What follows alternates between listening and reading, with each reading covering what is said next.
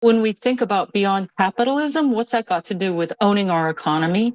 Ownership is more than just owning stuff. It's really a bundle of rights that are individual and social and collective. And there's an increasing interest these days in challenging and rethinking these rights of ownership. And why is that? Well, I think it's partly because there are these convergent crises. I mean, this is a really pivotal and historic moment. It doesn't come around all the time. There are so many converging crises: climate change, ecological destruction, increasing inequality, which is leading to a concentration of wealth and power, and clearly undermining democracy, our slide towards fascism, which is leveraging racism and xenophobia and white supremacy. So all these things are converging, but these converging crises have also shaken the faith of a lot of people in the dominant capitalist system. And people are more open to thinking about system change, the whole shebang. So system change beyond capitalism. So that's where we're getting to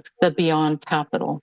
At the end of the day, capitalism is a social construction, right? We human beings created it. It's not even that old, maybe a little more than 200 years old. And if it isn't serving the common good and Mother Earth, we have not only the duty, but we have the power to change it. It is a social construction. It's not a natural law of motion like gravity.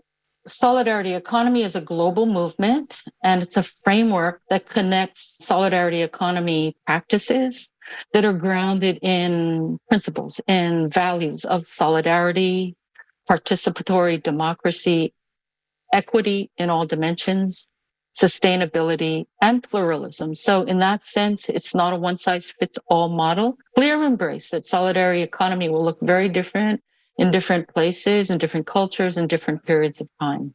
And all that is welcome. We're all heading towards the same goal of an economy and world that serves people and planet. What does this all have to do with owning our economy? Ownership, again, doesn't just mean owning stuff. It's not about what is mine. It's about having a voice. It's about having standing. It's about having control. We're particularly interested in thinking about collective ownership. So collective control, voice, stewardship, and it's about democratization so that we all have a right to have that standing and have that voice. So we can think about ownership and democratization along a whole spectrum of things. For example, in the workplace, in community decision-making and governance, in terms of crafting policies that serve the common good, in terms of stewarding natural resources, in terms of stewarding Mother Earth and ensuring that we have access to clean air, clean water. We can think about democratization of land and housing. We can think about collective democratization of capital and finance.